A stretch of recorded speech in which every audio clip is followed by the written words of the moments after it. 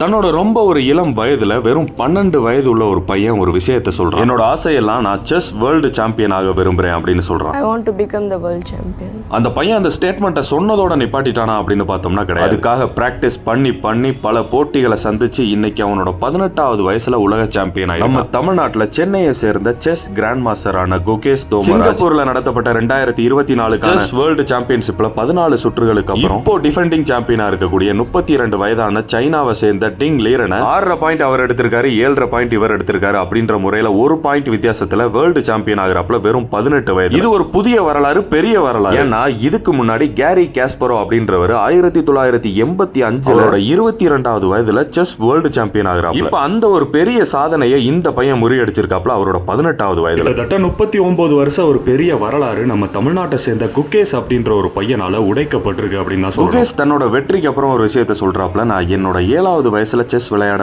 அன்னையில இருந்து இப்ப வர இப்படி ஒரு தருணம் எனக்கு ஒரு கனவாவே இருந்துச்சு. அதனால இந்த தருணத்தை பார்த்ததுக்கு அப்புறம் இப்ப நான் கனவுல வாழ்ற மாதிரி எனக்கு ஃபீல் ஆகுது அப்படின்னு இருக்கு. அந்த தம்பியால நம்ம தமிழ்நாட்டுக்கு மட்டும் இல்ல, நம்ம மொத்த இந்தியாவுக்கே போற போக்கில் வாழ்த்தி விட்டு போங்க.